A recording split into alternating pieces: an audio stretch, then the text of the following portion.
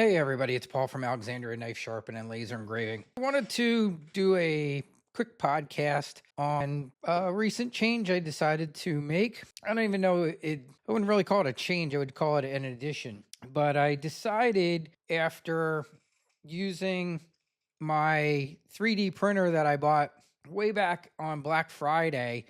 I think I mentioned to you guys that I bought an inexpensive 3D printer, and I was really intrigued with the fact that I was seeing some things about like things to come in the future and where things are now. And I've had my eye on 3D printers for a long time. I didn't jump in years ago, but I thought I thought the concept was pretty cool. And then I decided, finally around Black Friday of this past year, I saw a really great deal on an Anacubic one, and I decided I would buy it. And then it literally sat in the box for months until my move. And even then, after I moved, it wasn't until just a couple weeks ago that I opened it up and started using it to make all kinds of, interesting things. And I've shown some of them. I, made an addition to my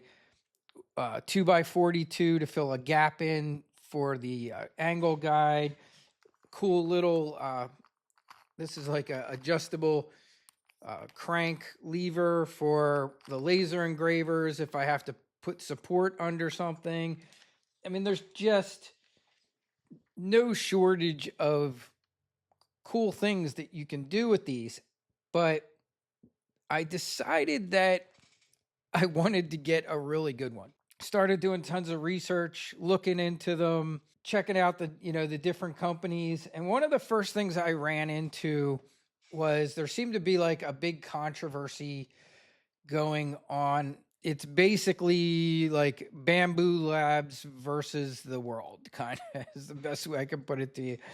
So here's my take on it. This is just, again, a person with very limited 3D printing experience from watching a ton of videos, listening to guys that are on YouTube that I would say are experts in 3D printing and have been doing it for years. Here's kind of what I took away from it all. So it seems that 3D printing, like a lot of other things in computers and stuff like that, came from an area that was very much freeware, shareware, and everything was open sourced, and guys were like in the very beginning. And I know this because I think a buddy of mine did this. He was building his own 3D printer, and in the beginning of these things, which I think goes back to probably close to 7 years ago, you literally had to build the entire machine, and it sounded like it was just a nightmare unless it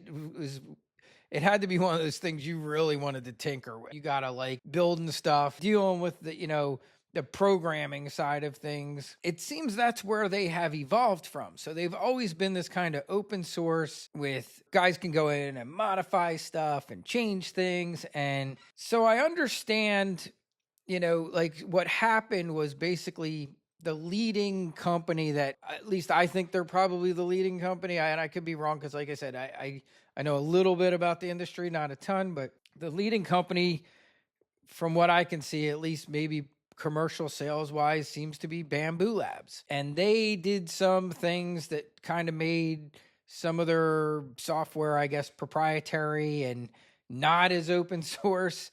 And they claimed that, I guess at first, that it was for security reasons and this and that. There was a backlash, it looks like, from these guys that, have been doing this for years. They didn't like it. And I know, like, even the guy that I've mentioned many times who I follow, Sam from Samcraft, he had a few concerns, but only because he runs a print farm. If you're doing print farming stuff and you got, multiple machines running, you might want to be running your own software and tweaks and different things to it. Didn't seem to affect him at all. I mean, he's still, he's running Bamboo A1s in his print farm, which appear to be one of the best affordable, inexpensive 3D printers out there. So I started looking at, and I've done some business with Creality before, way back, and I knew that they were also a big name in 3D printers. Kind of torn between like, well, maybe I'll go with Creality. I've done business with them before.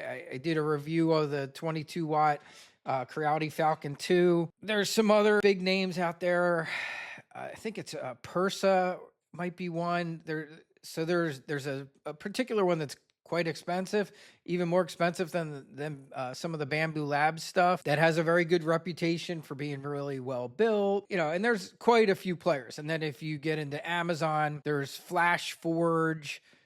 They also are a big Creality seller of these printers. And I was like, well, you know what? First I started thinking like, well, what is it that I want to do? And I had two visions in mind. Right up front, I'll tell you, everybody, like, I am not looking to have a print farm.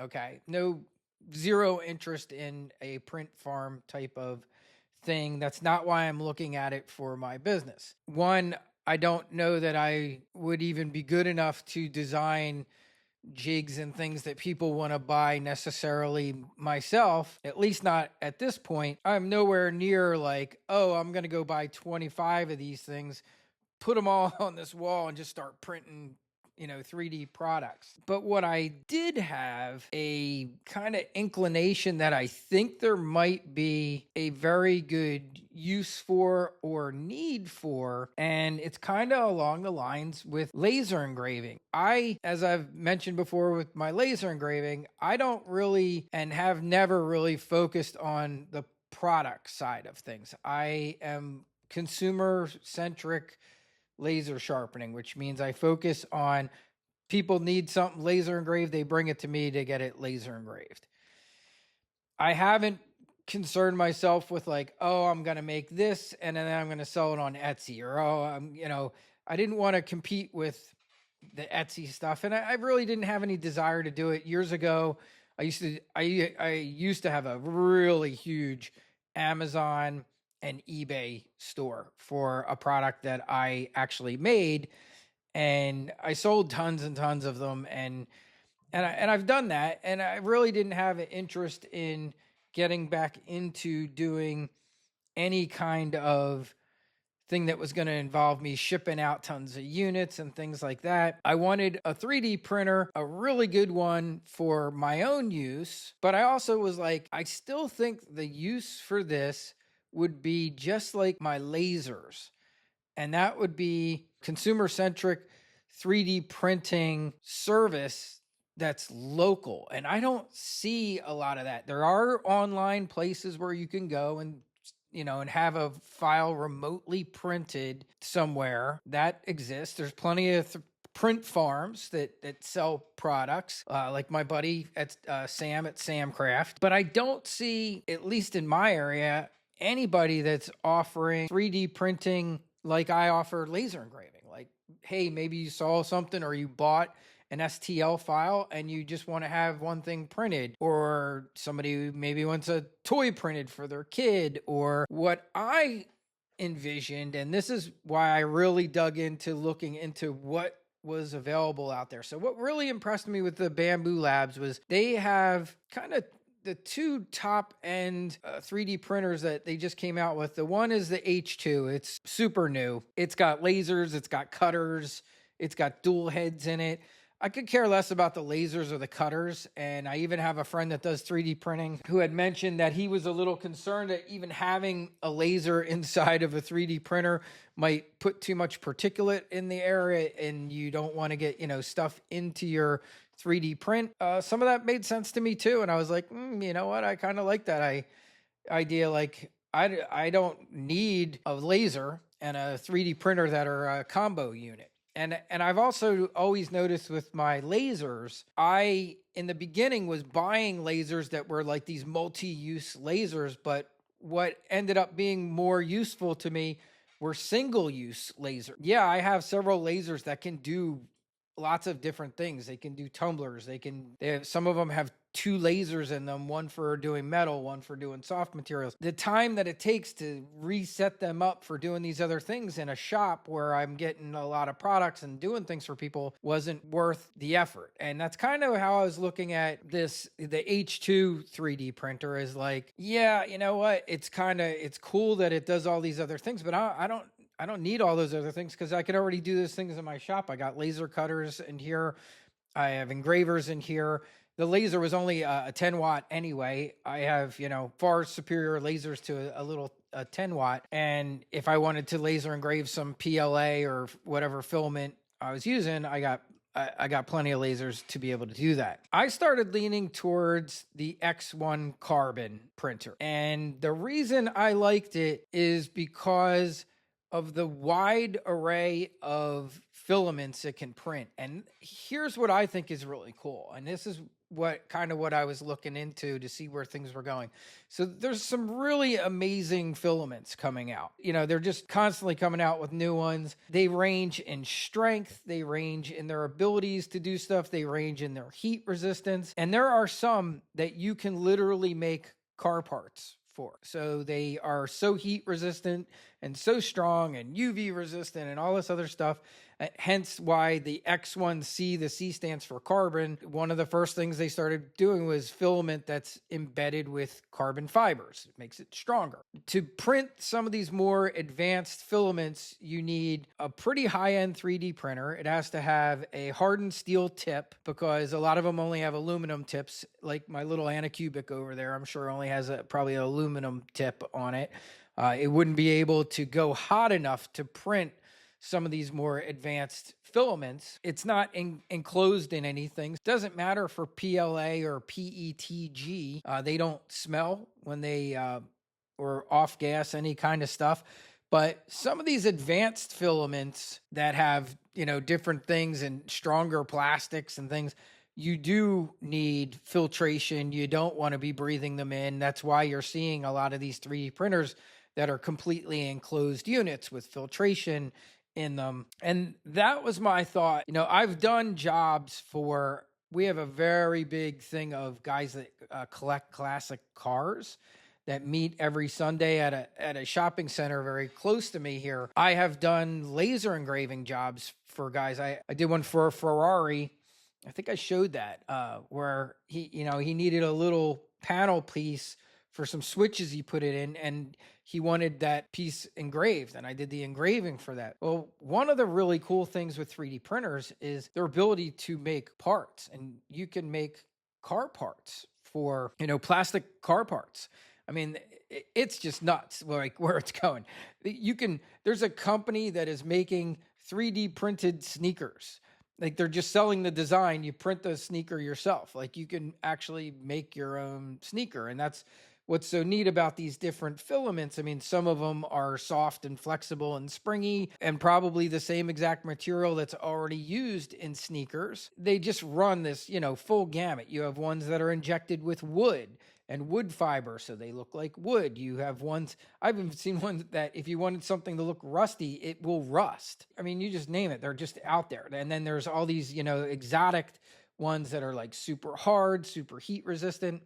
Now, some of them are pretty expensive too. Some of those ones that you would probably use for a car part that are the strongest, hardest, heat resistant, chemical resistant to everything. They can be, typically a roll of PLA or PETG. They run around $19. You see them on sale. And I've also been warned, if you see them really, really cheap, you probably don't want it. It's probably not good stuff or will clog your printer.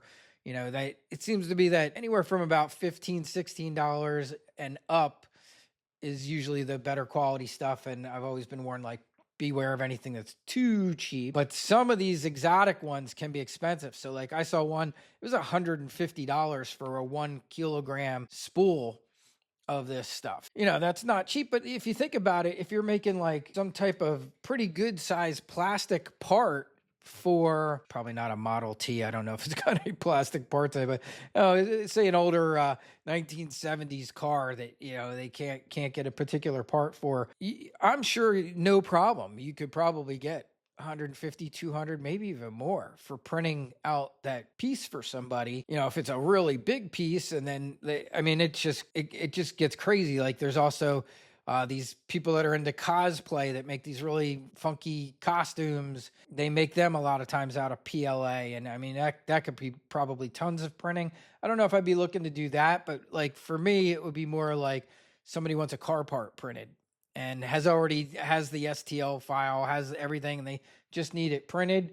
So that's what I'm gonna look towards possibly offering after I see how things go with the new printer. So that's the direction I'm going. I'm going to be adding one Bamboo Labs X1 carbon printer to the shop. I'll still have my little Anacubic. I'm not getting rid of that. That thing's been fun. Now, I will say this, and this is interesting. If you haven't done any 3D printing or you're thinking of getting into it, it was kind of funny. It was somebody said it's the most fun and most frustrating hobby you will ever get into. Can definitely see where that was like early on with you will hear guys talk about, hey, when we first started, these guys that have been doing it for 7-8 years, especially the guys that were building their own units, they were like, the majority of the things you printed didn't work out. Like they failed constantly. And I had pretty good experience with my little Anacubic Neo over here. It's a Cobra 2 Neo until I downloaded a file, like a free file, and it had some G code in there, which is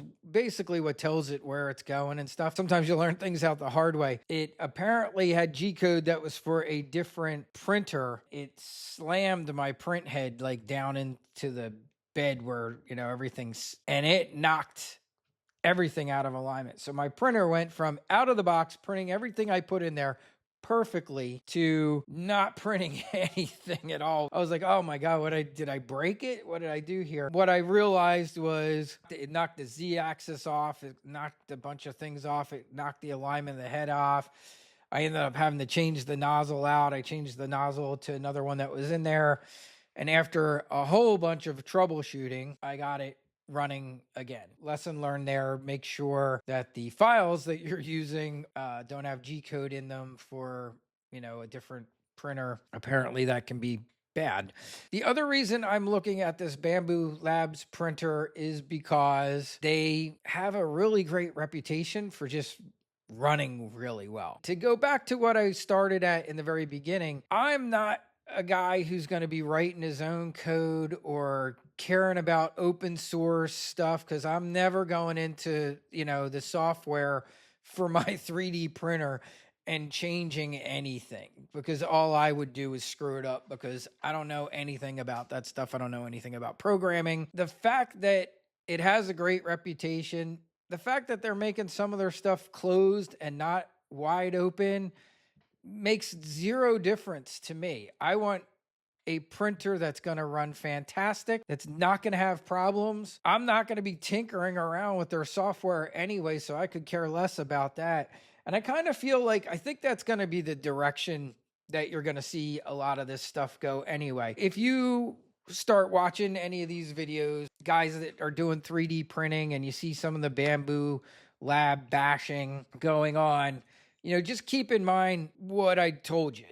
These are guys that have come from open source stuff. They've been building 3D printers. Some expected backlash there, but I can also totally understand when you're the leading company wanting to possibly keep some of your stuff proprietary and keeping everybody else from copying what you're doing. You look at this new H2 printer, which sounds like it's fantastic. There's a tiny part of me that's like, oh, maybe I should have got the H2, because I think you can get it without the laser. It is a little bit bigger. So there is a part of me that's like, should I got that? Should I got that one? I decided to go with the X1C. Hopefully it's a good choice. Was not inexpensive. I spent right around $2,000 total between, now granted that's with that big box of PLA, all those different PLAs in there. I added some different plates, like smooth plates and textured plates, and some accessories to it. I did get the one that has multiple colors, so that these new 3D printers,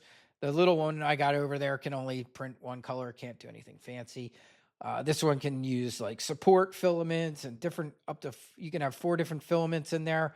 And I think with certain softwares and things, you can actually have like some crazy amount. I think it's like 10 filaments or something. Probably, again, something I'll probably never do. I could see doing a couple colors. I was watching Sam from Samcraft. He actually got the H2 and he was printing with it. He actually had an X1C also. I think he got both of them from Bamboo Labs. He was printing some, key rings with 2 colors in them with his logo in there and stuff. So there's a lot of cool things that they can do. That's it. That's today's update. I won't run this too long. Most approaching 30 minutes here, and I'll end this here. I do have some other very cool things coming up this week. I'm going to be doing a review of. I'm starting several reviews of TS Prof gear. So they did send me some very cool things, and we have a big sale coming up. Keep your eye out for a review coming out. It's going to be very soon. It will be this week. A particular TS Prof item that is going to have a very big sale in April. And then what else do we got going? Oh, that PD Tools CBN wheel also, again, that thing's working out great. So I'm just going to put all his contact info in there. You guys can kind of look at that. They gave me their website. I find the website to me seems like it's more informational than necessarily store and where to get stuff. I'll try and get more out of them in email and see if I can get some clarification there. And just to wrap this up, there was one other thing I wanted to mention of why I did this right now, and that has to do with the pending tariffs. One of the things I did notice that happened real quick was these 3D printers jumped up in price a good bit. Like there was over, I think this one was about $200 to $300 less that I purchased a month ago. So you can see those tariffs are already starting to affect things. And I wanted to get a really good one here before I ended up in a situation where, they could skyrocket until that tariff situation gets worked out. And I didn't want to have to be waiting 6 months, a year, or anything like that. That's the other thing. The other thing that I have been working on, I'm right now corresponding with two different companies.